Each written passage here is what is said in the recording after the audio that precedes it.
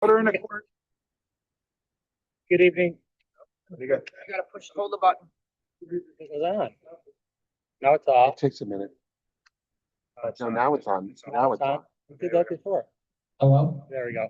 Good evening, everybody. We're gonna call the meeting to order, the Board of Directors, for Playa del Sol. It is currently 7:02. It's working. Now good. Funding. Hello? Oh, much better. Hello? It's not even on at all. It's on. You gotta turn it off. That's off. God damn. On. Okay. No. Hello? Mic back. Take your regular mic.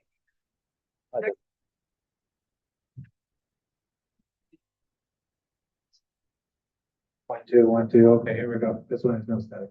Okay, so we're calling the meeting to order at 7:03. Todd, if you'll call the roll. Yes, roll call. Steve Ferguson, Present. Alice Callis. Present. Todd Brown, present. Hetzke, present. David Elhar. David Elhorar. Elharar. Present. Denise DeLuise. Present. Bill Valero. Present. All present in the couch report. First service. Hello. Try this. Scott LaForre, Isabella, and Joe Snell are present for first service. Thank you. Do we have proof of notice for the meeting? Yes, I confirm that the notice of the board meeting was posted at least 48 hours prior to today's meeting. Okay, could I get a motion to approve the agenda as written? Motion to approve the agenda as written. All in favor? Aye. Any opposed? All right, so the next thing on the agenda is the approval of the minutes, approval of the 5/28/26 Board of meeting. You have a motion? Motion to approve the 5/28/26 Oh, 28, sorry. Board of Directors minutes. I'll second. Second that. All in favor? Aye. All opposed? Okay, let's move right on to the president's report. Where is my thing?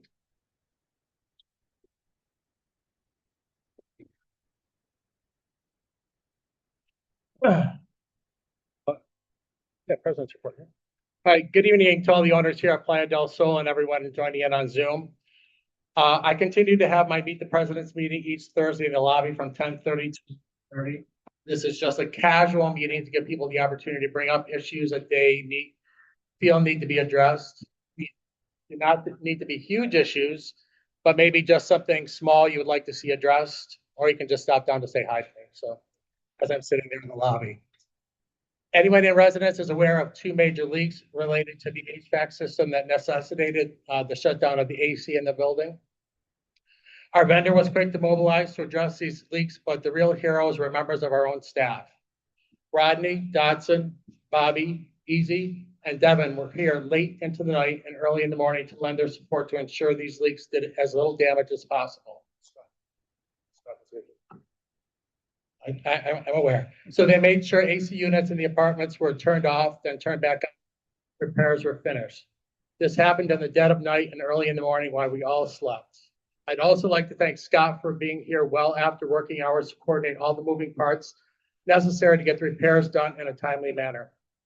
That is annoying. Our staff is to be commended for going above and beyond to ensure the integrity of our building. Hello. I would also like to take this opportunity to welcome our newest staff member to our PDS team. Jasmine Thompson is our new assistant. If you haven't had a chance to meet her yet, stop down to the office and say hi. During our last board meeting, a question was raised about an idea that was floated last year with the previous board. That was adding permanent umbrellas to the beach area. Umbrellas have been ordered and will be added to the beach once they are received. The roofing project and the sprinkler fire alarm projects are progressing. We still have a long way until completing, but both projects are on track and on schedule. This will be the last scheduled board meeting until September. If the necessity arises, we will schedule something additional and inform owners in advance. Respectfully submitted, Steve Ferguson, PDS Board President. I don't think it's the mic, it's the system. Oh, I'm sure you're gonna tell him I think it's you. oh, because I can hear it now anyway without any I don't think speaker. it's the mic. Okay, so let's move on to the treasurer's report. Hi there. This is the treasurer's report for June 16, 2026. As of April 30th, we had 1.51 million in operating cash, 2.6 million in the special assessment account, and 7.79 million in combined reserves, for a total of 11.89 million, up from 11.11 million in March. As of April 30th, the balance of the non-Sears reserves was 1.77 million. Sears reserves was 6.02 million. The good news here is that TKE, or elevator contract company, has agreed to our chargebacks of 240,000. Having already paid them 2.5 million out of a contract sum of 2.745 million, they would actually owe us 29,707. So, so all that money is still with us. As for the roofing contract, to date, we've paid 386,000 towards the contract, which is for 1.6 million. And that includes the change order for the performance. With the pending change order of 84,000 for the pipe stands, the new contract amount would be 1.685 million. Subtract the remaining contract balance of 1.3 million and allowing for another 25,000 for roof project management, we may actually have 1 million to 1.3 million dollars left over in our special assessment account. The association members may vote to have this surplus transferred to reserves to help pay for the cooling tower and hallway renovation projects. So that's found money of 1.1 million to 1.3 million. So that's godsend. The Finance Committee will be making their recommendations for a reserve study professional soon. Although the statute only requires a reserve study every 10 years, this study coming at the cusp of the completion of a number of major projects will provide us with an updated forecast of the financial health of the building and will streamline planning for next year's budget. With regard to the operating expenses, there are no significant deviations. Though as expected, we're under in some categories and over in others. For example, we have savings of 80,000 in insurance and our energy bills are down by 18,000, but repairs are up by 20,000 and permitting fees for the sprinklers and the fire alarm system are up by 35,000. On a separate note, the social committee now has a separate bank account under the association's name. Before it was a loosey-goosey set up with some bank account that, although it was the association money, it wasn't under our name. So now it's all official and we have a bank account under our name and it makes it easier to track all our income and expenses. Pesky, are we moving the 29 million into that bank account? Yeah. All right, so this concludes the June 16th treasurer's report. Thank you, Heskey. Manager's report, Scott? Yeah. Hello.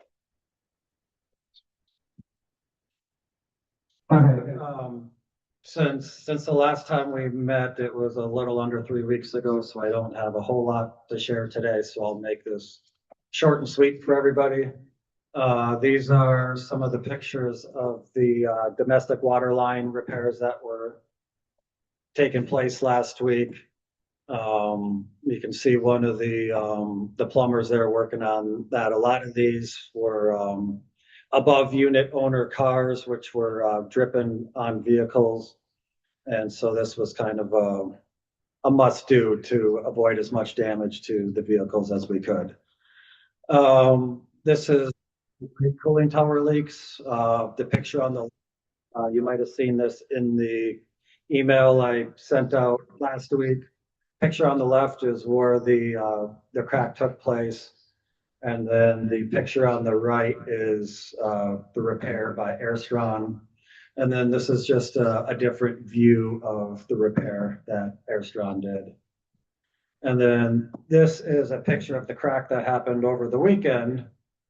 And then again, picture on the left is the repair that Airstron did. And then this is another view of the second repair that they did. We were lucky. Airstron was so responsive to us. They were even able to call Ferguson Plumbing Supply, have a representative from that store drive and open up the store, so they could get the supplies to make the repair for us. The decommissioned boiler that was up on the rooftop machine room on the main tower, that has now been disassembled and removed from that room. So maintenance will repaint that room there and clean it all up. And we'll decide what we want to do with that space. So this is elevator machine room 4 and elevator machine room 5. These are the north and south wing elevator rooms. Maintenance went in there and cleaned all these rooms up after TKE was finished working in there. And that concludes my manager's report. Great, thank you very much. Committee report, document and rules. Marcia, do you have anything? Nothing, just looking over the comments made by outside counsel as well as putting it all together. Come to the And I'm mic. Come meeting to the mic. Marcia. Come to the mic. Oh, Mike. Okay, On. I didn't want to get up. Okay. Nothing to report except for the comments made. Oh, thank you, Isabella. Are you saying I'm short?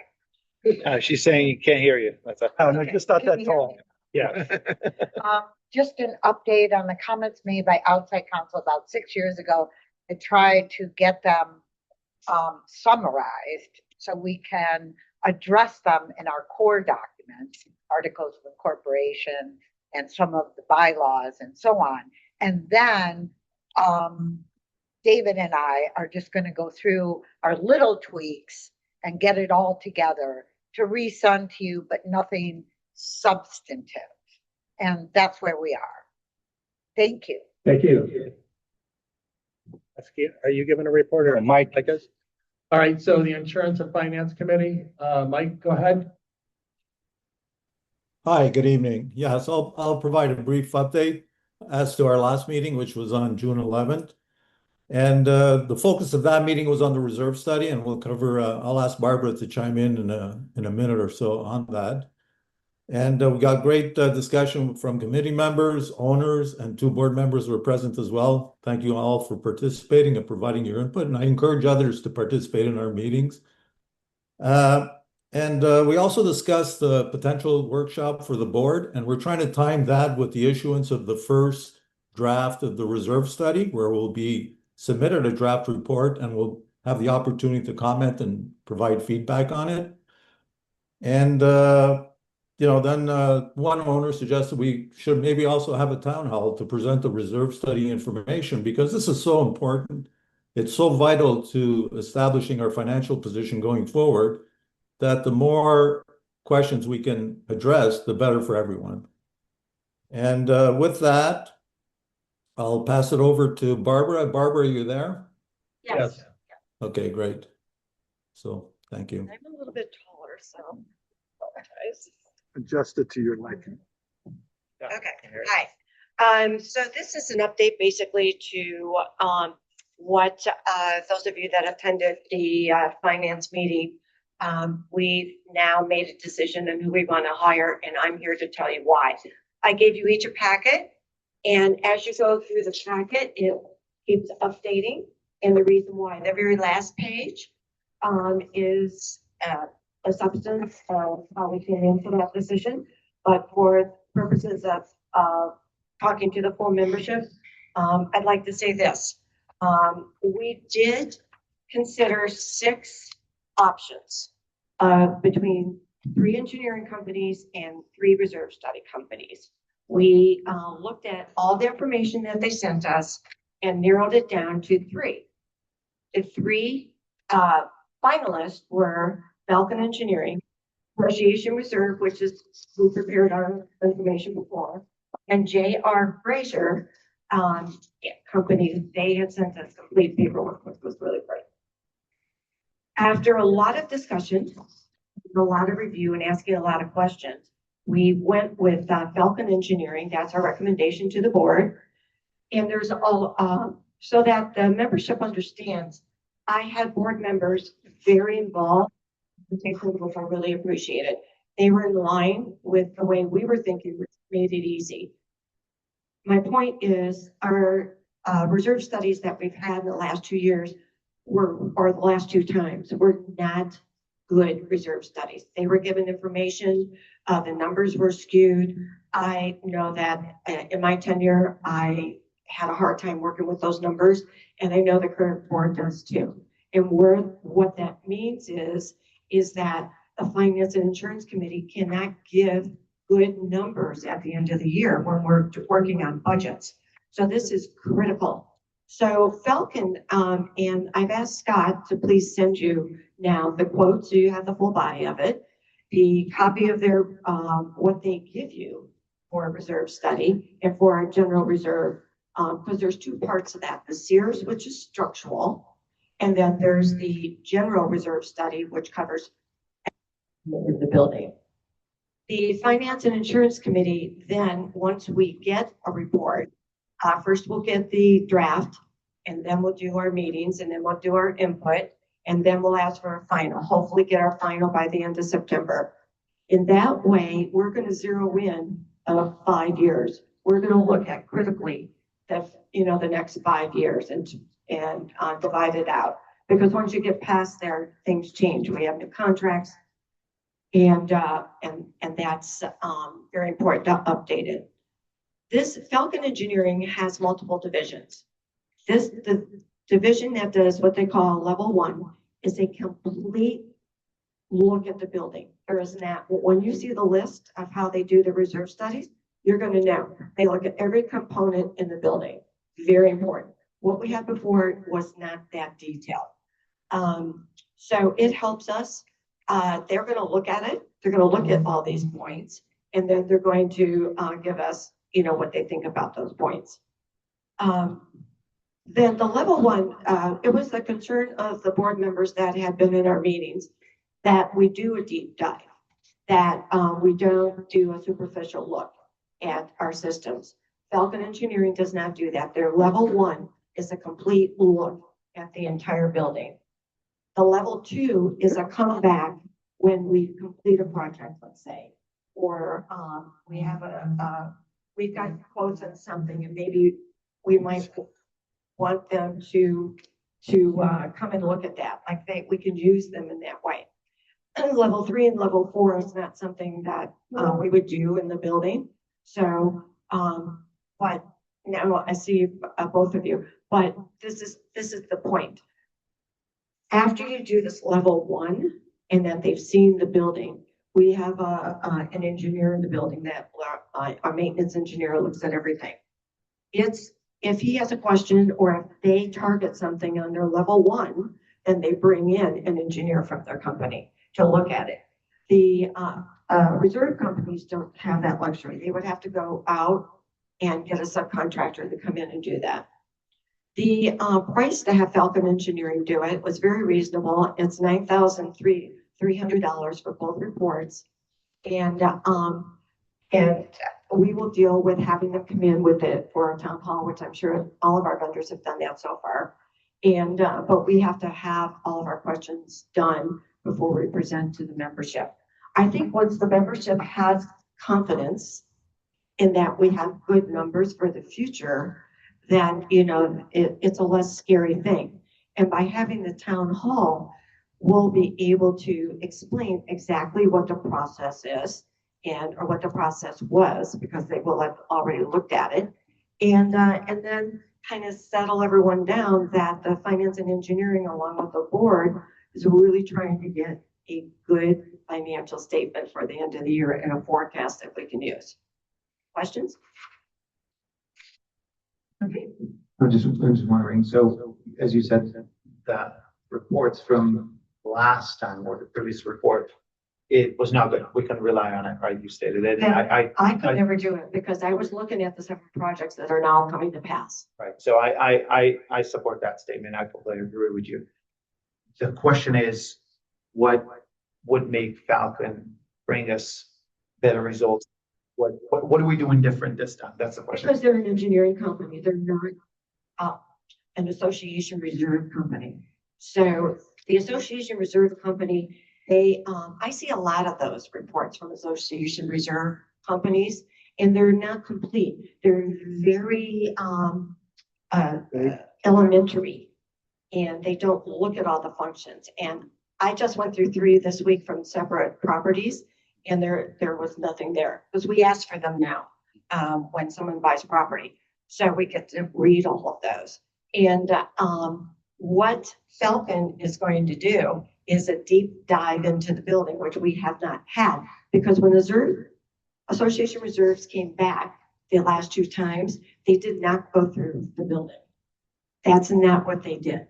They did an initial look years ago, and then they updated by what they were given, not going through the building. So your concern, David, and your concern, Todd, my concern, Mike's, and all of our committee, and Heskey, we were all concerned about getting good numbers and, more importantly, looking at all the systems, all the components in the building. Anybody else? I just want to say thank you very much for doing this job. I think it's one of the more, or probably the most critical job we have right now in the building, so we can figure out how is our future going to look like. I think we should maybe focus on 3 years rather than 5 years, but this is a really, really good start. So thank you very much for doing this. You know, that's why we're going to do a draft first. And our goal to get the draft is by August. So we need to get working on it because it takes 6 weeks to get it done.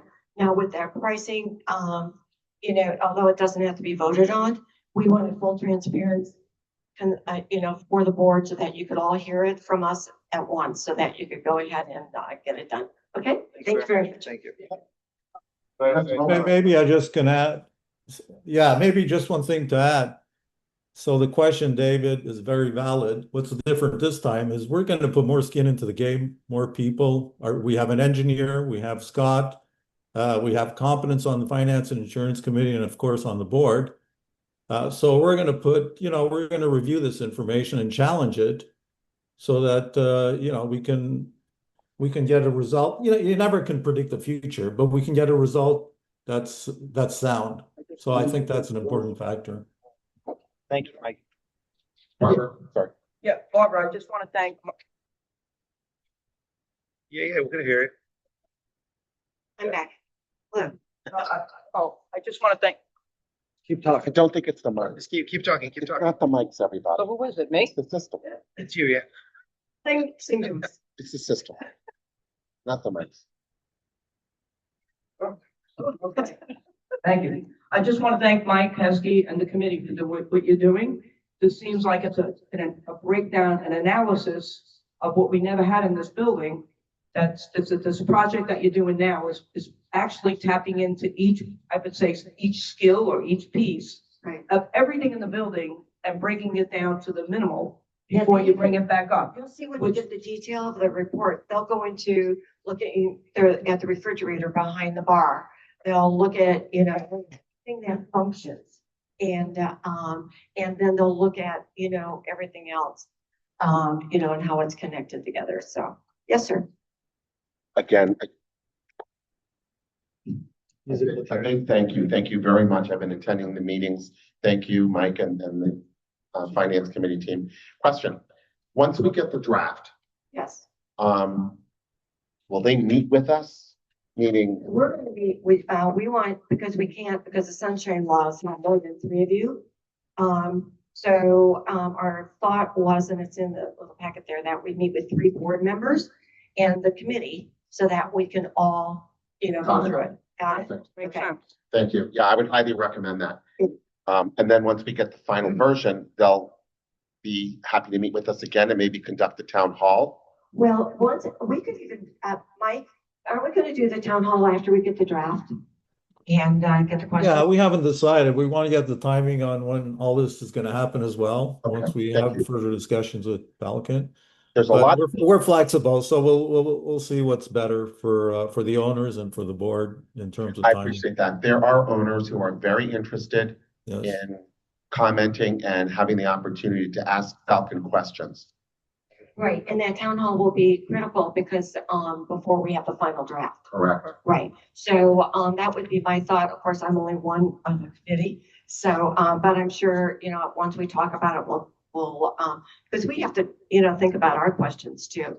Because we work with the numbers and, Heskey's going to be critical in that. Mike, who's been, and, Katina and Sandra, they're more into the budget side.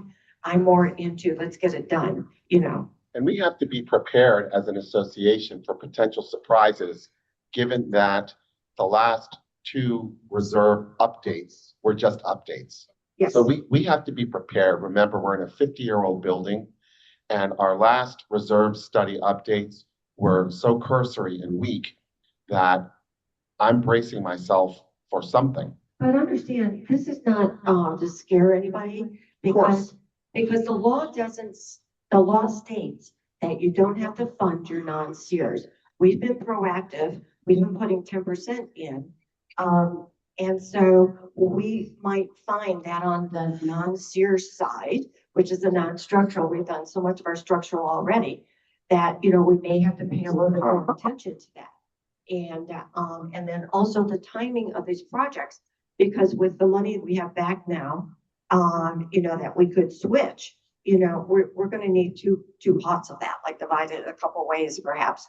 And, but this particular study, you'll be surprised when Scott sends it to you, how detailed it is. It's very important. I get these all the time. And, associations say, well, we don't have to do it. And it's a risk. So for the people that live here, I think, from my perspective as a professional, we can see the numbers, we can sleep, that we know that we're putting numbers in there. Now what we're trying to do is correct the course we're on. Thank you very much. Appreciate it, Barbara and team. Thank you. Kathy? I love everything about that. The only issue I have is Falcon Engineering. Okay. Commodore has Falcon Engineering. Throughout their project, they cannot hold their employees. They've had 4 engineers. Okay. And right now they're having difficulty getting their 50-year certificate because the last engineer left. Okay. And that's a problem. That's their building. And I have 2 friends on the board of directors there. Okay. And Falcon Engineering, they said, don't touch them with 10-foot ball. That's it. So Falcon, we know, has different divisions. So I'm assuming you're talking about the construction division. Barbara, I would ask Falcon, before we sign anything, to confirm that they have the staff. Their staff changes constantly. So you get the PE same. Okay? Right, but this is a different division than what they're using. I just feel that when a company runs one division in a certain way, there's no way that the other house is good. So And can do we- we have, is First Residential in that building? In, Commodore? No? Yes, No, okay. But then I would call them First out. Residential runs the Commodore. I don't know. I do. Yes, First Residential runs the Commodore. Hi, pardon? You can ask them then, if their first service, they would get the deeds. But we're assuming we're gonna deal with, totally appreciate what you just said, Kathy, absolutely, and we have to look into it. We have to look into it. Falcon Engineering may be different than the Falcon Reserve Study Department, and maybe they're flush with employees. Barbara, would you agree that's something that you can inquire about? Scott? Thank you, Scott. Yeah, I was just going to say that, Kathy, thanks for the feedback. We'll certainly follow up on that. The other thing that we didn't mention was that, and Scott, maybe you can, and Joe can comment on this. I think Falcon's used by several of First Services clients as well. So we'll validate that information, Kathy. And, you know, put something in the contract to that effect that, you know, they have to honor the, Authorized you know, the process they're committing to. Thanks, Mike. Go ahead, Brooke.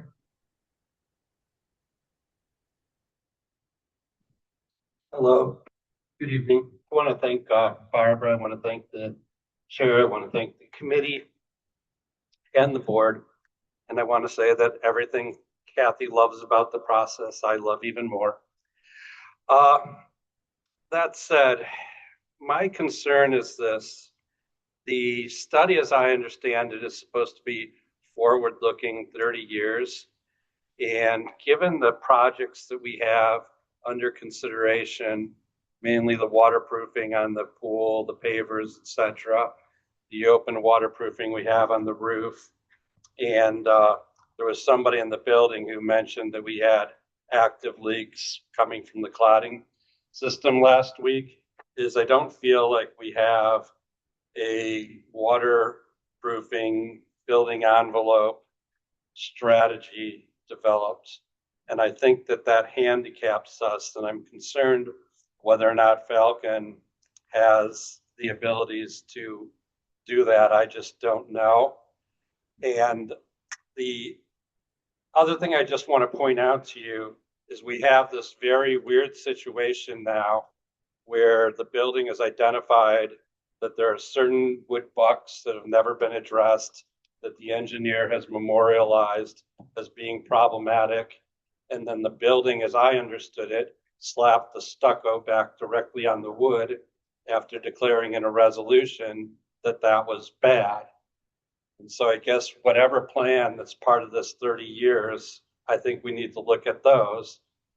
The other thing, and I raised it to the board at the time, I said, I appreciate what he's trying to do with respect to not slapping stucco directly over wood.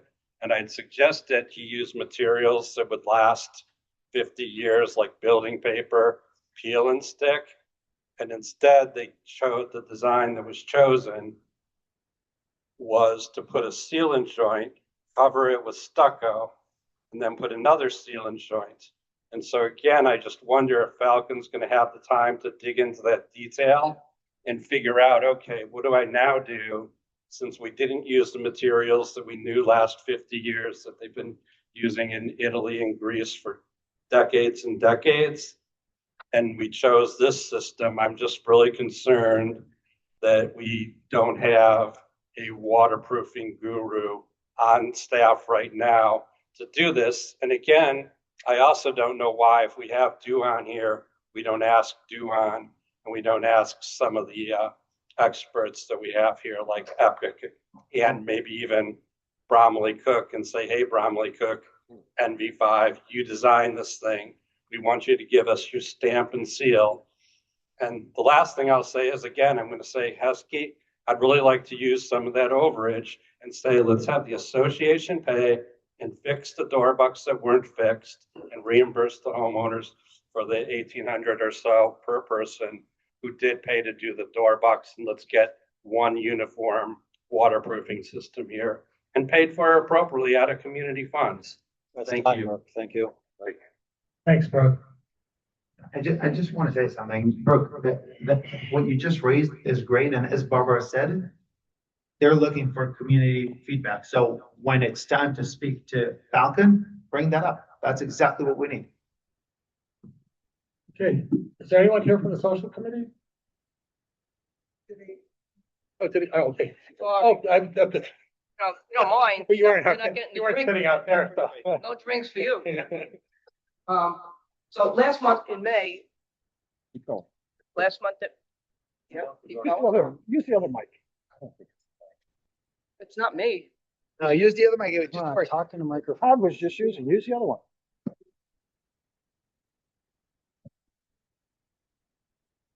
Last month in May, we had an owner here that actually owned a floral shop, and her daughter had a platform of putting a fundraiser together for autism.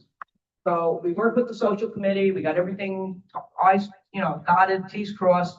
We held it down here in the lounge.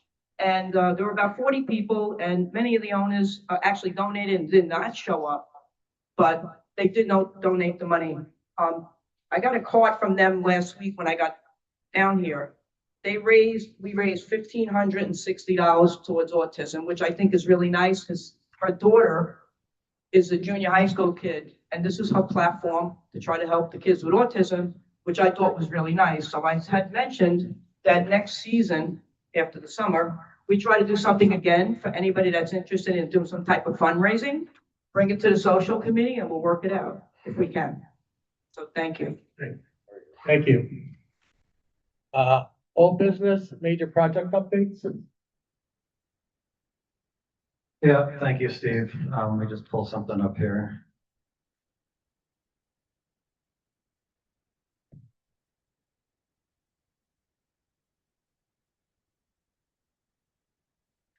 All right, I'll start off with elevator updates. There's still a few punch list items remaining. TKE is going to supply a new computer for the front desk. This front desk computer will be used as a monitoring and control station for the elevator system. It'll provide real-time visibility of each elevator, including current location, direction of travel, next destination, and door activity. This system also allows staff to view and manage car and hull calls, monitor operating status, and receive audible visual alerts for any faults or issues. Additionally, the interface offers a lobby display view for easy tracking of elevator arrivals and estimated times, along with the ability to control certain security and operating modes as needed. PMT readings, physical measurement technologies. Currently, the readings we've been getting are not up to par, and what PMT readings measure their standard industry metrics used to evaluate and quantify elevator ride quality, vibration, sound, and escalator safety. And it seems like that what our problem with the PMT readings are is we're having higher vibration than what we should have. Another punch list item is we found out over the alarm testing over the past 2 days that elevators number 1 and 5 are fireman recall issues, which I've notified TKE earlier today about. And then we're still pending a final punch out inspection with VDA. Heskey touched on the final pay app from that's due to TKE. The original final pay app was supposed to be $268,479. We were able to recoup $227,500 in liquidated damages from TKE, $7,980 in additional elevator consulting fees for hiring BDA to do additional inspections on TKE's work. And then we were also able to recoup an additional $4,803.50 for attorney fees that we incurred over this project with TKE. So the total deduct was $240,283.50. So it's bringing that final pay app amount from $268,479 down to $28,195.50. And I do want to give a special thanks to Alex Bacalus for his continuing efforts to help ensure that these monies were recovered for the association. He was not doing anything to give up on TKE until that deduct order was signed by them. So thank you, Alex. If I could just add, for anyone who isn't clear, I know I'm interrupting the manager's report. All our delays and suffering through the elevator project did pay off. We're getting $240,000 back. They acknowledged all the problems, all the delays, and that's why we're thanking Alex. And for anyone who isn't clear, that's a good chunk of money that we got back for our suffering. How about paying? Okay, moving on to the roof. Advanced roofing currently has approximately 80% of the main roof tear off completed. Weather conditions cooperate, they anticipate completing the remaining tear off and installing the temporary roofing on the main deck by the end of next week. And so again, that's just on the main roof there. And if you see on the screen, these are just a few pictures of what the current main building roof looks like. Fire alarm and BDA. Bass is currently core drilling in the stairwells to run their conduits for the fire and BDA systems. Next steps will be to run the actual conduits through the stairwells, then begin work on the new fire command room. Sprinkler and fire pump. Century Fire is currently working on the 27th floor, running the new sprinkler lines. The 26th floor will begin next week, and work continues in units on Wednesdays and Thursdays. And in regards to the sprinkler system, I know there were a lot of residents that had questions about what's the sprinkler head going to look like in my unit? What's the fire alarm speaker going to look like in my unit? So we had a board set up here that we'll set up in the lobby for everybody to see, and I'll see what kind of. You did that, Scott? Well, we'll see what kind of pictures I can put together and put up in Building Link for everybody. But so this is going to be what the alarm speaker looks like. Depending on how many bedrooms you have in your units will determine how many speakers. So it is going to be a white speaker, and it is going to. Is that a strobe too? No, it's strictly a speaker. It's a speaker. And I mean, it sticks out about a half inch, but it is flush mount to the wall. If some of you, if you've walked on 29, 28, or 27, you may see these red caps, or even if they've been in your unit already. These are going to be the ceiling mount sprinkler heads, and this red cap is just temporary. It's just there protecting the sprinkler head until the city and fire marshal have done their inspections. And what they'll do is they'll remove this plastic piece, and it's actually a pop-out sprinkler. You can see it, it pops out. But what's going to happen is they're going to end up putting a white cap over it like this. So this is all you're going to see in your unit if you have a sprinkler installed on your ceiling. If for some reason you have an air duct there or something else that's blocking the sprinkler installation there, and they have to go on the wall next to your doorway, then unfortunately it will not be a pop-out speaker, and it'll look, or sprinkler, it'll look like the one at the end here. So these are the components that's going to be installed in the residential units as far as the fire alarm system and the sprinkler system. And just to clarify, Scott, can you confirm the speakers? I think you said this, you're going to get one speaker in each bedroom, right? There's going to be one speaker in each bedroom, and then depending on how your unit is configured, if you have like a little hallway to multiple bedrooms, I believe they said they were going to put a speaker in that little hallway as well. And one battery smoke detector in every bedroom. Yes, and for those that don't already have smoke detectors in your units, it is required that we put a smoke detector in everybody's bedrooms. Battery operated. It'll be a 10-year battery operated smoke detector, and it's just a simple stick-on smoke detector. We're not going to be drilling holes in your walls or anything like that. And those will be installed, we'll have those installed the same time as they're doing the speakers. Can the speaker be painted? Says right on there, no painting, Alex.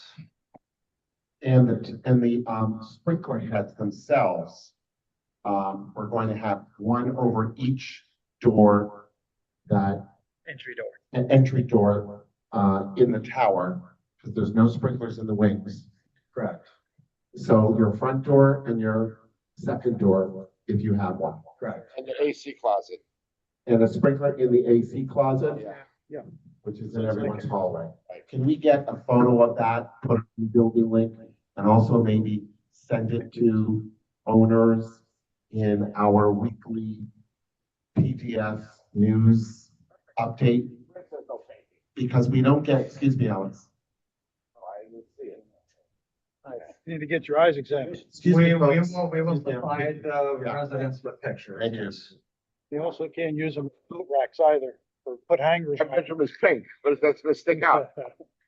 Time to change the color. You think so? I think this is very helpful for the residents who are concerned. And that'll include my major project updates.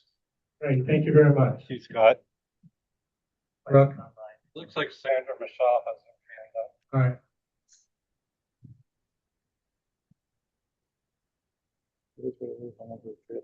Sandra, you want to unmute yourself? Thank you. Yes, hi. You hear me? Yes. Okay. I have a question. When are you starting with the installing the speakers on and are you starting again on the 29th floor to begin to start or not? Yes, it'll start on the 29th floor, but it's not anticipated for the speaker installation to begin until at least September. September. And one more question. The plastering to fix the hole that they made in the ceiling, when is that going to start? For the sprinklers, Yes.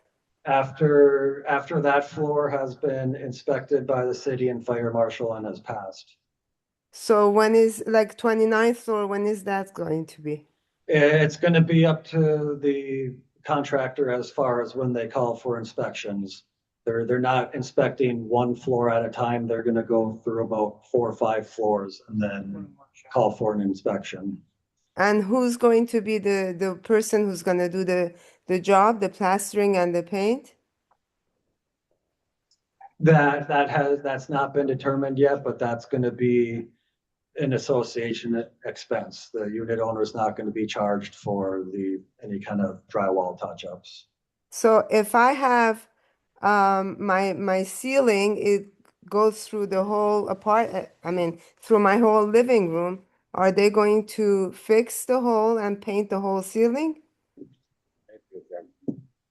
So they're not going to carve a big long line in your ceiling. What they'll do is they're going to try to fish the speaker wires through any kind of walls or soffits or built out ceilings that there is. Mm-hmm.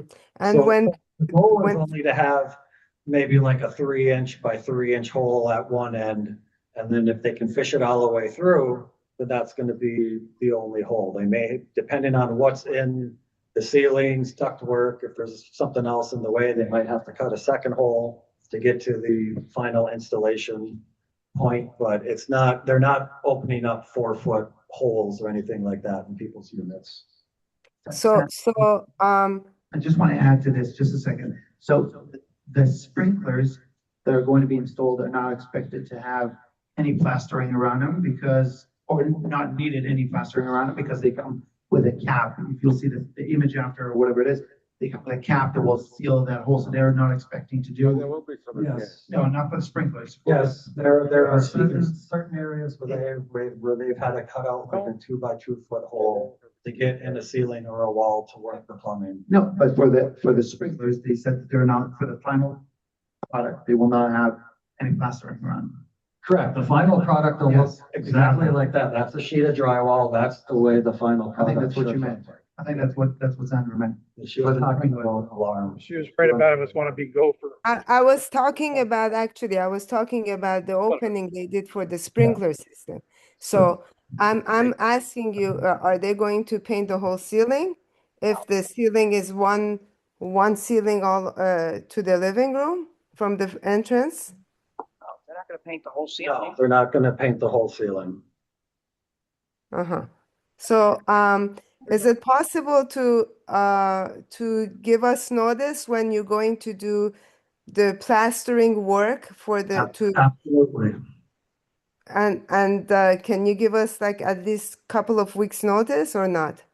We will, yes, we will have a schedule set up, just like what we have for the sprinkler installation. We'll have a schedule set up on when they're going to be on each floor doing the touch-up work. And it can subject to be changed. There could be delays or whatever, so. Correct. Like all construction schedules, they're fluid and they could change at any time depending on working field conditions and what they run into. So all construction schedules are fluid. Isn't the finished paint the responsibility of the apartment owners? Finished paint, color. If they have paint on hand, we will paint a 4-inch by 4-inch section for them to feather it in to match the best that we can. You can never match faded paint that's been on a wall for 15 years. Yeah. It's not gonna But- happen. Not even a year. We're not gonna leave anybody with a big open hole in their wall. So I can bring my own person to do to do to fix the hole and to paint my ceiling, I guess, right? If at your own expense, sure. Okay, thank you. Anybody else with hand up online? Sandra, I think Barbara wanted to go. Hi, Barbara. Just real quick, on the repair, I know you're going to repair the drywall, so that was not. But, we said we weren't gonna paint, I thought, but you are gonna paint? Like for me, because the paint fades, I have a light gray. If a unit owner has the paint and they want us to touch up the little section, yes, it's not, it's gonna take a. For me, I gotta paint the Couple wall minutes, because yeah. everything fades because I have all this. That's why I said we cannot match Yeah. 15-year-old paint that's faded. No, I already have mine done, matched, by Sherwin-Williams, but, I just wanted to make sure that I was correct in that, because I already have paid for one week, the TKE messed up with the, the wall paint. Yeah. So, okay, all right, thanks. Thank you. All right, Brooke.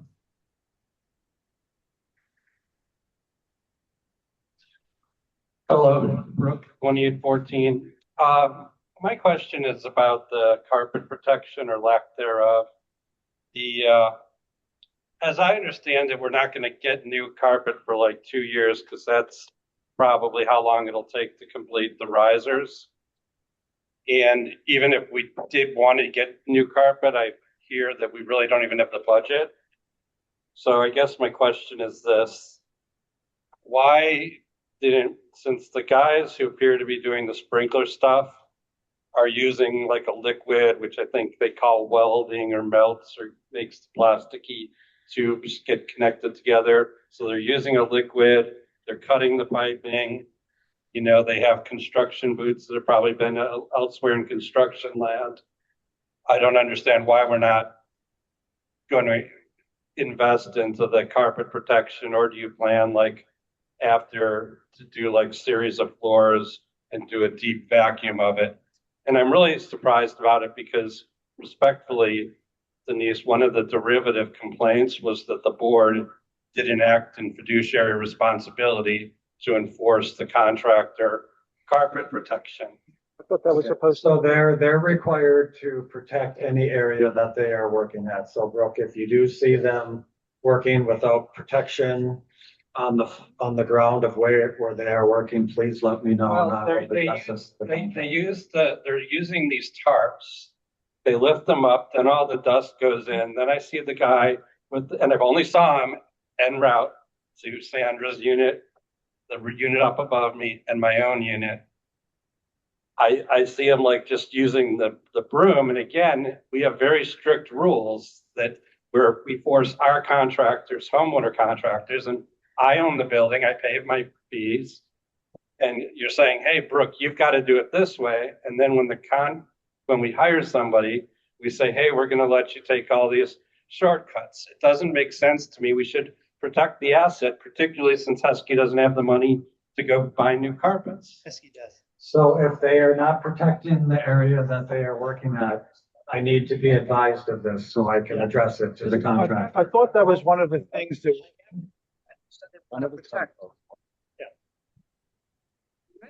I thought this was one of the things that we had discussed in our meeting, that they were going to go from wall to wall and protect everything on there. They weren't going to take drop cloths and move them every which way. No, it was that they were going to use drop cloths. Well, regardless, after all of those projects, which there's a bunch of them, we'll have to clean those carpets regardless. Definitely. Well, Jesus, they're overdue for carpet cleaning anyway. Yeah, exactly. All right. Another comment on. Yep, we have a great. Somebody else online. Mike. Hi, Mike. Is that right, Mike? Yeah. Hi, everyone. Can you hear me all right? Yes, we can hear you. Unclear. Go ahead. Yeah, good evening. So I obviously wasn't able to see what Scott was holding up as to how they're doing this work. But I'm somewhat confused as to why they have to cut holes versus drilling a hole for the outside diameter of the pipe. Why can't they just drill a hole in? Yeah. It depends on where the location of the sprinkler is. I mean, yes, some areas they can just bore a hole, whatever, eighth of an inch, quarter of an inch bigger than the sprinkler head. And then some areas where it's just not possible for them to do it. But sorry, Scott, what's the diameter, the outside diameter of the pipe? Is it an inch? Is it 3/4 of an inch? I don't have that number offhand, but it's not any bigger than 2 inches. Well, it definitely should not be bigger than 2 inches. Should be an inch at the most. So I'm just wondering. Every inch counts. Every inch counts, exactly, Alex. Maybe you can help with this because you're familiar with this kind of stuff. Why, Alex? Why can't they drill a hole for the outside diameter of the pipe versus cutting a hole that requires painting? They are drilling holes. They are drilling holes, okay. Where it's feasible, where it's a straight run, they are drilling holes. They drilled a hole in my apartment, and it has to be a little bit bigger than the actual pipe, so they can have a little play. But they are drilling holes. When they can't drill holes, then they have to make an opening. Okay, and when you say when they can't drill holes, is that because there might be something that's impeding? Yes, either a duct or something in the ceiling, or I can only talk for my apartment or the apartments that I've seen so far. That some of the apartments they were not able to go straight. They have to make a turn.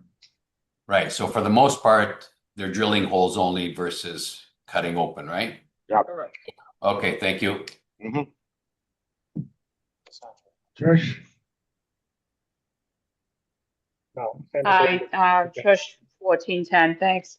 I'm kind of looking at that board to see the size of the speaker. So what's the diameter about? It's about kinda hard to 8 see. by 8, something like that, or even like 5 by 5. something like that. 8 inches. Yeah. Maybe 7. Okay. So can I just ask a question? I know that you're putting them in all the bedrooms, right? Why do we have to have the speakers in every bedroom when the bedrooms are like basically side by side? And like in my unit, it's like, wouldn't one speaker suffice for you to hear an announcement? Yeah, that's the fire code, fire marshal, Fire that's requirement. what they require. So they require to have the speakers in every bedroom? Yeah, And then- we really try to go with exactly what it says, not more and not less. Okay. And the same with the smoke detectors? That's from the. So there's a smoke detector in the hallway and then in the bedrooms as well? The other one they went straight. Yes, and the smoke detector will Definitely did a also nice need to little be hole. on the inside and the outside of every door to a bedroom. So both sides of that door, that's what fire code is. So then you'd have four, if you have a 2-bedroom, then you would have 4 fire speakers, is that correct? If you have Wouldn't they one be side. in the same vicinity though, in the hallway? Yes. I'm just trying to understand like that's like a lot of things going up there. Now, inside every bedroom, you have to have a speaker and a smoke detector. On the outside of the bedrooms, just outside of it, I guess if they're right next to each other, they're not gonna put 2 smoke detectors, but you have to have a Well, smoke. that's what I'm trying to figure out. The bedrooms are like basically right next to each other. So like, that's what I'm saying. Like, isn't that kind of like, Again, that's a requirement Okay. by fire marshal. It's not us wanting to do that. If there's a door closing it, it has to have what you call it. Yeah. Speaker. okay, thank you. Thank you. All right, we're gonna move on to new business. Housekeeping contract. Could we get a motion to approve the Scarlett Services janitorial proposal in the amount of $19,244.33 per month, effective August 1st, 2026, and to terminate the Horizon maintenance contract effective August 1st, 2026? I make a motion. I second. All in favor? Oh, no. No. Open for discussion? I wasn't part of the, what's going on. Well, maybe somebody can provide some background as to why Yeah. we're firing Horizon after I don't know anything about 15 it. years and why we're picking a new maintenance company. Who's having? Chuck, were you dealing with them? No, that's us. That's Steve. Steve. Steve should answer that. Yeah, so between, comments during the board meetings and, comments at the Meet the Presidents meeting, we had a lot of complaints about the job that Horizon was doing. So we went out and put the contract out to bid, and we got two other bids one other bid besides that. So we have Horizon's bid plus the Scarlett Services bid and one other. So once we compared the two new bids that we got, Scarlett Services was offering us the best services for the price that we were paying. We're paying a little bit more than what we're paying right now. But what they were offering us, I mean, one of the major things that they were offering us is that they were going to come in and do a deep dive on the cleaning aspects, and do a whole building clean, and then that would be the standard by which they would maintain the building. So we have that they're going to be here on the weekends too, and we are going to have somebody here that's going to be here later in the day up till 8 o'clock, I believe, so that they'll be addressing things that happen, after regular business hours. So that was one of the main reasons that we went with them. One of the reasons that we had asked the other contractor if they would provide that services for to have somebody stay a little bit later, but they did not. They said they could not do that. So based on everything, based on the proposal that they gave to us, that's why we chose Scarlett Services to go with. So. Yes. Purpose of all, 607. One point that we used to get in conversation with the residents was the floor, polishing our floor. Are they going to do a better job with at least cleaning the floor? Are we going to maintain a separate contract for like we have been hiring a different company to come in and polish our floors? I believe so. What is the extent of their cleaning that they are proposing? They are offering us a much better deal on the floor polishing than what we are currently paying. So great. And how often are they planning that? I believe Once a year, I think. once a year. Yeah, I mean, we'll do it as many times as the board wants, but I mean, the past few years, it's just been once a year right before, the holidays. Our season starts. Okay, all right, thanks. What about the Stevie rug? Yes, that was one of the things so one of the things that we really liked about Scout too is when they went around and toured the building, they were pointing out things that this should be taken care of, this should be taken care of.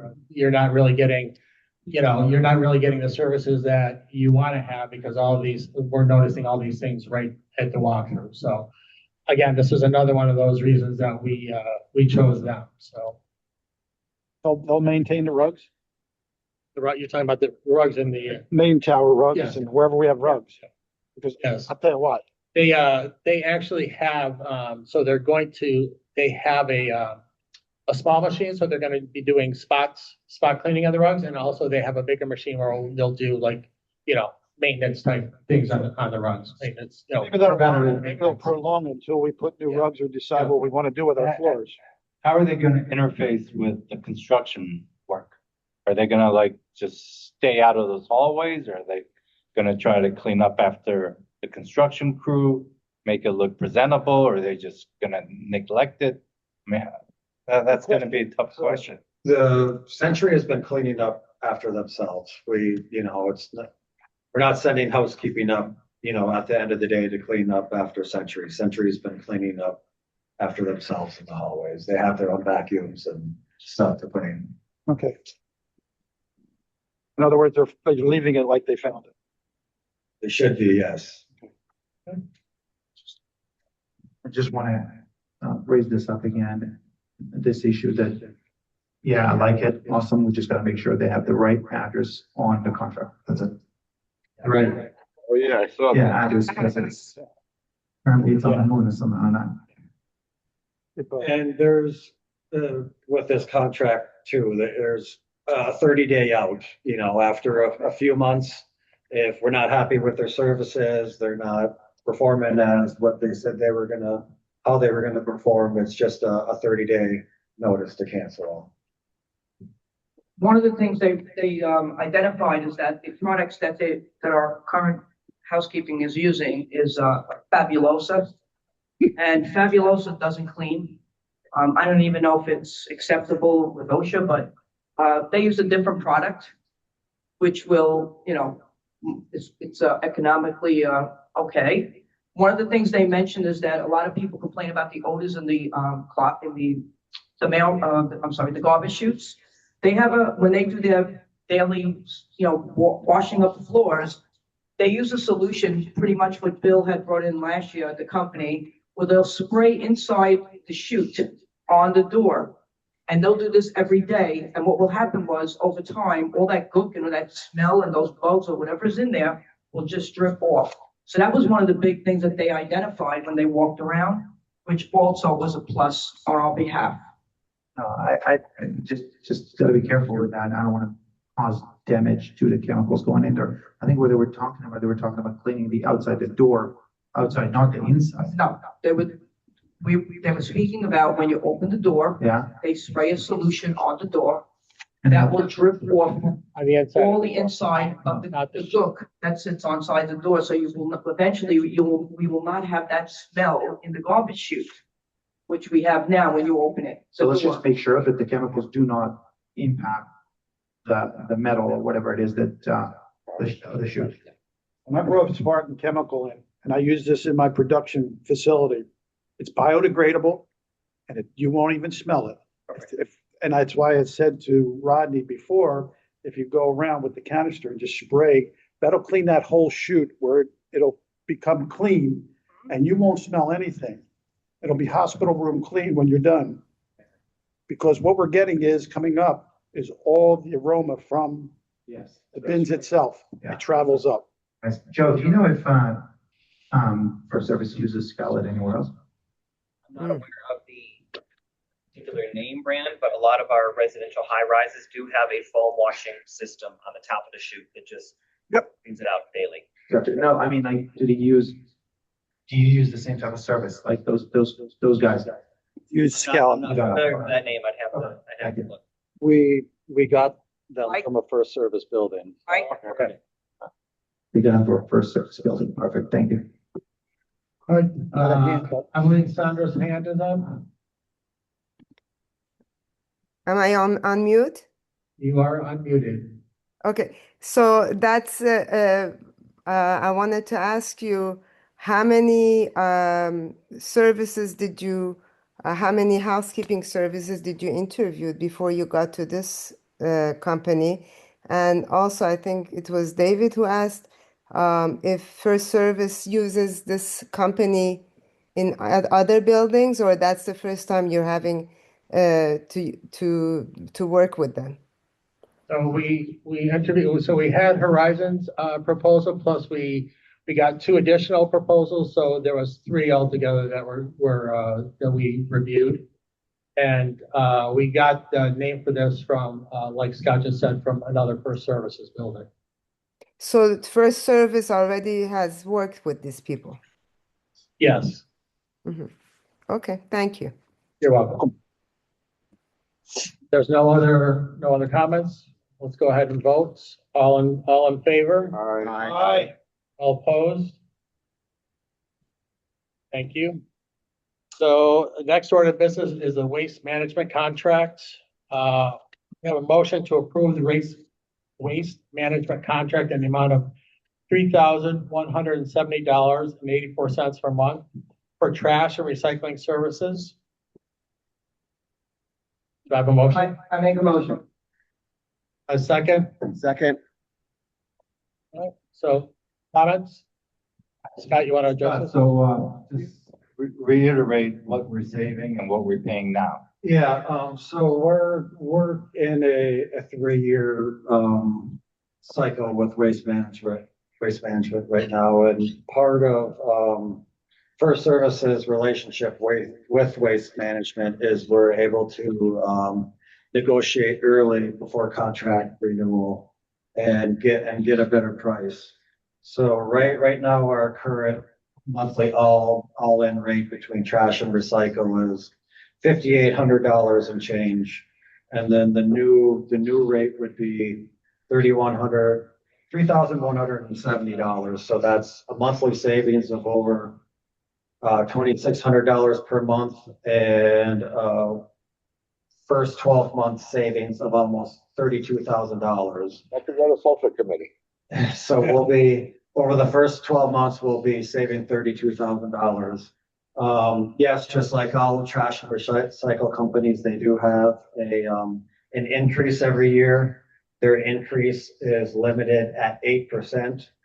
So this is a 5-year contract. So even at year 5, if they were to raise us 8% every year through those 5 years, at year 5, we would still be paying $1,200 less a month than what we're paying right now. Very good, Scott. Good. Thank you. So with that, plus one other important point, with First Services relationship with Waste Management, we do get a 5% annual rebate every year on that contract price, and that just goes against the one of the monthly bills, which I believe it was 2 months ago, I showed you guys in the board meeting the rebate that we got. So that just even brings that price a little bit lower every year. Thank you. Thank you. Do you have any comments? Let's go ahead and vote. All in favor? Aye. Aye. Any opposed? Motion carries. Hurricane preparedness plan, motion to approve the First Services residential hurricane preparedness equipment shutdown procedures. A motion. Second. Okay, discussion? Yeah, so the purpose of this is trying to make the building aware of the procedures we're going to take in the event of a hurricane that's really going to impact us. I'm not talking about something that's, off the coast 6 days away or going up, making landfall in North Carolina. Something that's really going to impact the association, knowing we're going to have damage. And it gives the opportunity for us to give this information to the residents on what the mechanical shutdown procedures are going to be for the building, when we would plan on doing these shutdowns, well in advance. I should have everything written up and sent to the association. It's a short week, so probably on Monday. So they know well in advance on what they can expect, on what's going to be running and what's not going to be running in the building in the event of a hurricane. I wanted this information. I wanted the board to approve this and have it go out early and not have us scrambling 4 days before landfall and then telling everybody, oh, we're going to shut down AC systems and elevators. And then we have the residents yelling at us, well, why didn't you tell us that before? I could have took a flight out of here. So all this information will be given out to the residents by next week. So they really fully understand what the building is going to, what's going to happen with the building and what's going to be running, what's going to be not during the event of a storm. What about the water pump? Now, we're gonna have any domestic water? That stays on. Well, our recommendation is to turn it off. For that 25 miles an hour, we had this discussion last year. So that's when we start turning things off. at sustained winds of 45 miles an hour. That means we know we're gonna be getting 100-mile-an-hour winds. We start shutting everything down at 45 miles an hour. Takes time for employees to run around the building, shut all these mechanicals off. Plus, employees have to drive home in that weather and get with their families and, protect their homes as well. So. All right. Can you speak about elevators? What elevators are gonna be on, off, generator? So again, technically, the elevators should be turned off and, when we shut down procedures, yes, off. Yes, number 4, 5, 3, and 6 do run on generator power. But if we're on generator power and there's a storm going through, that pressure can shut down an elevator very easily with somebody in it. Even though it's on generator power, that pressure can still cause the elevator to shut down. And emergency service are not running during a hurricane. So there's a good chance if you get stuck in that elevator, you could be there 10, 12, 15, 20 hours before somebody can get there to open that elevator up for somebody. When do they open up the bridges? How much miles per hour wind, or what hurricane category? I do not know that offhand. I did put the most recent Broward County hurricane preparedness plan in Building Link for everybody to see, and that goes over hurricane zones, evacuations and shelters and just everything hurricane related. I'm assuming that if we get to the point where the building is shutting down critical services, the state, the county, the city has probably issued mandatory evacuation orders. Correct. Yes. So keep in mind, folks, that the building is subject to our local laws. And by the time an elevator is being shut down, my guess is we would have long been told to evacuate the building. Is that correct? Correct. When that first warning comes out, do yourself a favor and head out of town. And I think I said this, it was probably last year, but we're not shutting down the building when there's a storm 400 miles off the coast, right? I believe the last time First Service had building shutdowns in Broward County was Hurricane Irma, which I believe was, 2017, I think? Correct. Yeah, so, I mean, we're not doing it just to do it. Thank you. Thank you. Yes, thank you, Scott. If I can say something. The idea of going over this, and it's important that everybody goes over this, is that if you decide not to listen and stay in the building, you should know what's going to be on, what's going to be off, what are you going to be able to use in case you need to use it, and when you're here.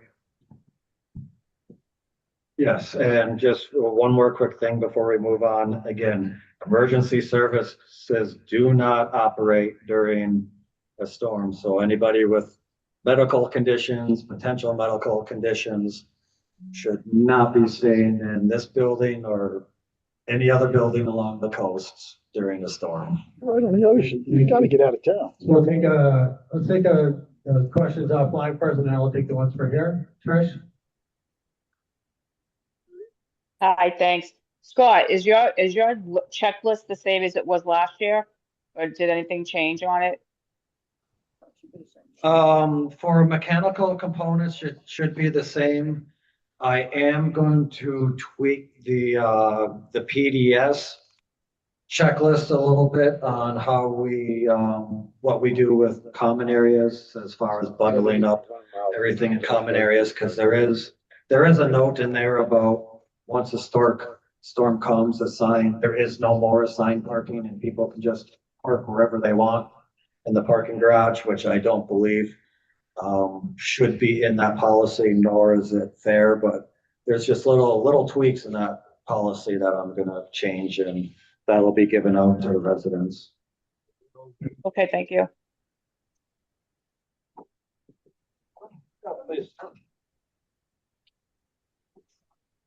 So where we park on the wall, on the west wall and the lower garage, even in a steady hard rain, we get water backup. And so, during the storm, I would hope that we would be able to at least drive our cars up to the higher part of the lower garage to get them out of the water. So if you could, just please somewhere put that recommendation. And I think you probably just showed Alex that the city shuts down at 40, 45 miles per hour on a sustained winds. No, the city shuts down this area, our area, around 74 to category 1 and 2. Right, but online, they say that they will lock them down to sustained winds of 45 miles an hour. So it just depends on, I've been, evacuated before in 2005 and 6 in a different area. But I know that, we always know ahead of time. Like, it's 10 days out, then 7 days out, then 5 days out. So it's no big deal, really. Just go to Disney. Everyone goes there. That's a good point. Have to get a room in the casino again.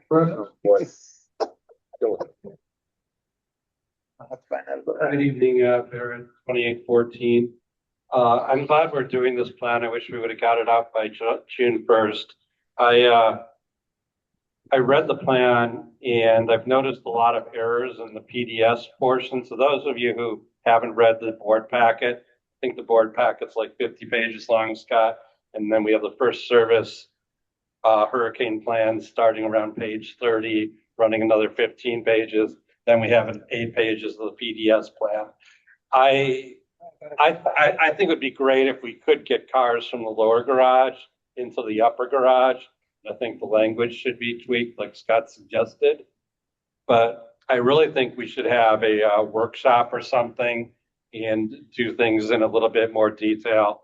Like, again, the PDS plan is using stuff that's dated to 2009. Like, it talks about a Hurricane 1 having this amount of waves, Hurricane 2, that amount of waves.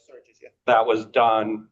They don't use that correlation since 2009. And so it's been a decade. So I think we shouldn't be propagating stuff. The city does use it, by the way. The city states that 4 to 7 feet surge.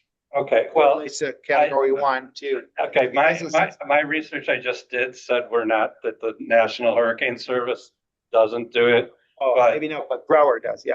But anyways, it also talks about that if you're going to stay here, to go write your name, your social security number, and your loved ones on your arm. And well, actually, there's a handful of sheriffs around the country who recommend that, but that's not really how we should be doing it. And to me, it's a little bit reminds me of concentration camps. But if you guys feel it needs to be in there, there's no emergency management. FEMA doesn't recommend that. The state of Florida doesn't. There's a handful of sheriffs. And quite frankly, I could find a handful of sheriffs in the United States who do lots of things we wouldn't want to live under. So I mean, if you guys want to pass this is fine, but I really think we need to do a look-see over it and really make sure we understand it, because Todd, to your point, it's a misdemeanor in Florida to ignore evacuation orders, which now start at Hurricane 1. I think our document says it's at Hurricane 2. They've changed the mappings, so now we have evacuation zones 1 and 2 that don't correlate to flood zones. So again, I think having accurate information that reflects it's not a decade old would be good. I think we also should do a tabletop exercise as to what the board's going to do, what homeowners should know. For example, let's say 30% of our windows get blown out. Is the board coming in, is First Service going to manage boarding those up, or should I be responsible as a homeowner? I don't think we know that. I don't think we have a pre-storm contract with a water remediation firm, which is something else I think we should get in place.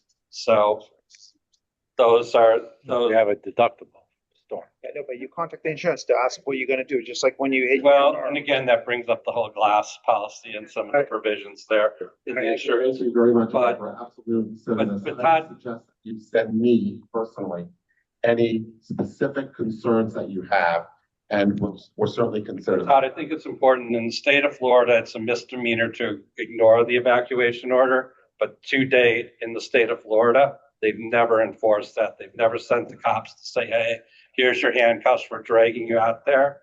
And Florida statute is very specific that says that they take away the liability of the condo if somebody decides they don't want to leave. But I think we should plan that. I got one thing to say. It's a common sense thing. If you get these, if they're telling you to evacuate, if it's me, I'm not waiting. I'm getting out of town. My life is more important than this damn building. So why overthink it? Use a little common sense. Phyllis, did you have something? When we get to owner comments. Okay, all right. So, any other questions about or comments about the hurricane preparedness? All right, so let's vote. All in favor? Aye. Aye. Aye. Any opposed? All right, the motion passes. All right, that's the end of the new business agenda, except for owner question and comments. So, Phyllis, come on up.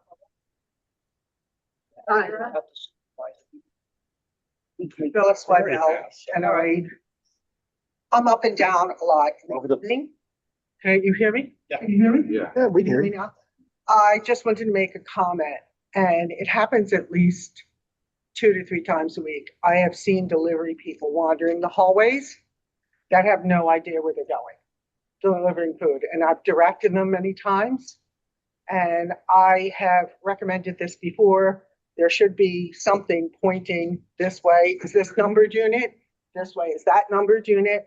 And I have guided them many times. And to tell you the truth, it kind of freaks me out when they're roaming around the hallways. I agree with that. Particularly like it, and they have no idea where they're going because there's no directions. I agree. It's something we should think about putting out on the Elevator, where they on the elevator, when you get off the elevator, you have the garbage area, there should be, 209 to 208, to this way. So when you come off the elevator, you don't have to turn around, it's looking right at you. Yep, I agree. I think we're the only building that doesn't have that. I see Scott writing his notes down, so he's on it. It happens many times. it does. Just send us the her apartment, don't worry. And also, another thing, because I'm outside in the evening time all the time. I don't know if anybody's watching outside the camera, but many times in the parking lot, and I see people kind of walking by and kind of lurking. I don't know, does our security look out there and check or keep an eye on us? Because I have a whistle and my keychain or whatever, but I just don't feel safe. Right. I don't feel safe. So I don't know what kind of recommendation that we can have to keep an eye out when people go out the gate. Right. And look, because I follow the rule, bring my dog out the bottom, and it's lonely and kind of scary and dark. So Maybe we can put some lighting up. Yeah. Thanks. Better lighting. Thanks, Phyllis. Nancy? Nancy Efrain, 1610. 2 questions. With all the leaks that we've had during the week, was it possible, or was it for them to have checked if there are other leaks, to have checked the pipes so that we don't have one crisis after another?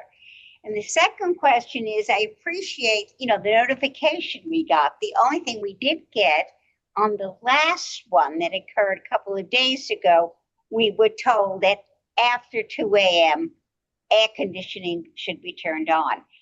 And I don't think there was any notification of it being turned on. Was it not turned on till 7 o'clock? Now, I know, I heard mine come on at 4, so, because I was awake. And It wasn't an email that went out or anything. There wasn't an email, but yeah. It was Yeah. 3 o'clock. Mine was on at 3 o'clock. Yeah, so it probably all depended on what floor you were on, what time it actually got back on, so. Put everything back on. Yeah. All right, just want to know if they can check all the pipes. Right. By the way, I just want to say. Thank you, Nancy. Hardwire, little amplifier. I just want to touch upon Nancy's point regarding the leaks that happen on the roof. Our roof, the one that they're building right now, is actually pretty solid. There's quite a bit of water up on the top and no leak into the floor below it through the new areas of the roof. So that was pretty solid and good to know. Everybody should know that. No, in one of the areas. There was a leak, but in an area where the roof is not new. Somebody's online. We have somebody on, Mike. Yes, thank you. Excuse me. I wish to reiterate what that lady said. I'm sorry I missed her name, but I apologize. Nancy. Nancy, okay. No, I did not get an email either. I don't know how many people did and how many didn't, but I waited until the afternoon and I was wondering what the heck was going on until I had to make a call.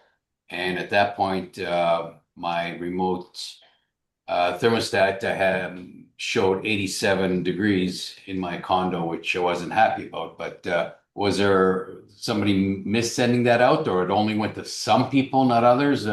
Steve, I think you said you got yours. No, I didn't get an email. I happened to be up and heard them in the closet turning the AC back on. So the last email that went out said AC would be back on shortly after 2:00. Yes. 2 a.m. I got that email. Yeah, I seen that one, but there was no confirmation that it was actually done or not. Takes about 2 hours to put it back on. Yeah.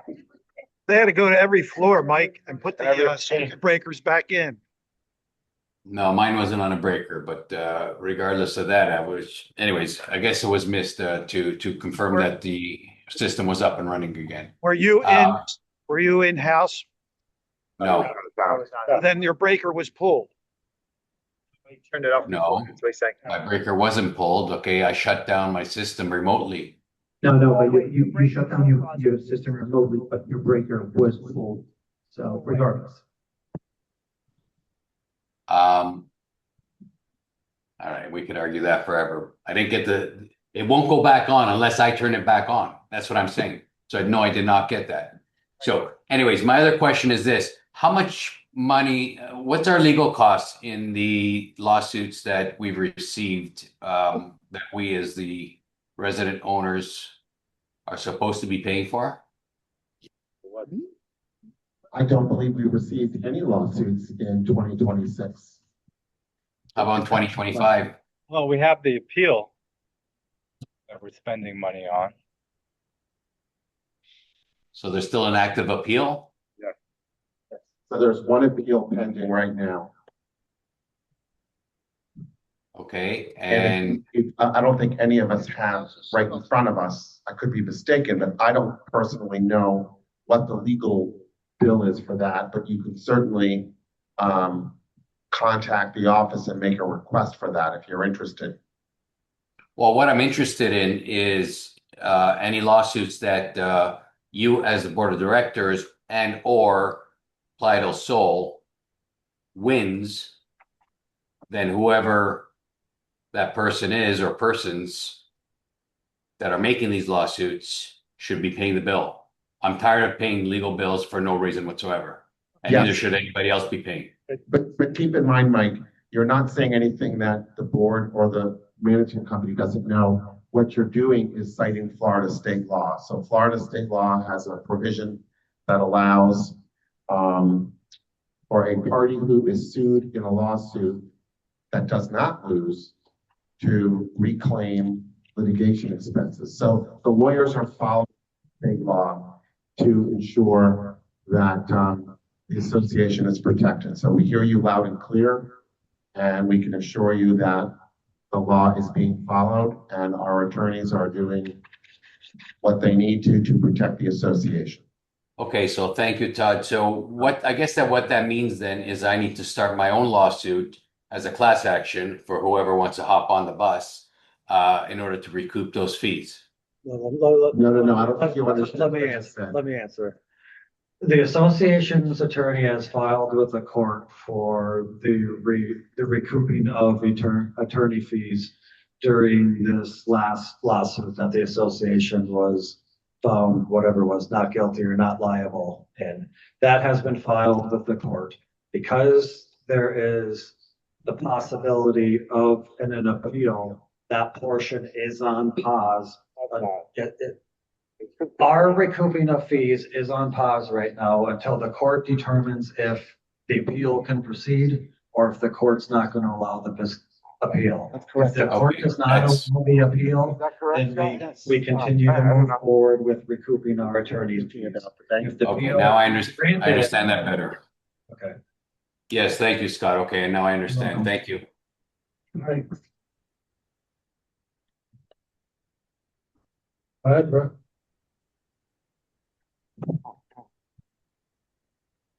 You know, every board meeting, it seems that if somebody doesn't like an answer that they get, they automatically just say, I'm gonna start my own lawsuit, whatever. I think that dialogue really needs to stop. It just needs to stop. That's all I'm gonna say. It's really annoying. Thank you for your comment. Thank you. Your turn. Hello. I thank everybody for their efforts during the 3 water outages and the 2 air conditioning outages. I will say I was off site, and I too was wondering, like, should I come home or should I stay an extra day where I was? And so then I texted somebody who told me that the air conditioning was back on. So I do think we had a little hiccup there. And I just wanted to make myself very clear here. I evacuate extremely early with hurricane notices. In fact, I'm kind of worried because I'll probably evacuate before my mom figures out what she's going to have to do. So I guess I'm just going to accept that that's her decision in life, and so be it. The reason I brought it up, Bill, is I have a feeling that there are a couple of people in the building who probably may not have situational awareness to this and how storms are handled, and may have just been like everybody with Hurricane Katrina and said, hey, we have a hurricane party. So that's why I think it's really important. And what happens, and I can tell you this happened at the last storm when I was with a property, I had construction going on in Miami, that it was the people like me who ended up having the best trip home from Miami because nobody else was out on the roadway. And if we get a couple of people who may or may not be elderly, who just don't have situational awareness, then our people who are doing the shutdown to maybe get them off of a hypothetical 13th floor, which doesn't exist, end up having to deal with that situation, and then they lose their escape hatch. And so that's why I was saying that I think we really need a tabletop on. Well, Very good. that is a very good point. Scott, is it possible to identify people in the building, residents in the building that might have an issue in case of an emergency like this? Time out. Can I have the last of my minutes? So, and again, I think having a tabletop of just what'll happen, because there are certain state laws you can evoke, to enter contracts quickly and this and that. And again, the best thing to do, and I believe Mr. Ferguson, President Ferguson, had said that he had done this on some of his properties before, which is to have pre-storm contracts with, I can name a couple of proprietors who do that kind of thing, and just to go through these motions. Thank you. Thanks, Brooke. Thanks, Brooke. That's an important thing for the elderly. Yeah, okay. Thank you. I appreciate it. Anybody have anything else? So, can we make a motion to adjourn the meeting? Motion to adjourn. Second. All in favor? Aye. Opposed? Thank you. Thank you, everybody. Thank you very much. Nobody went in timeout today. Put everybody in timeout. 8:40, Steve, almost 8 o'clock. Yeah. Is this something? Better.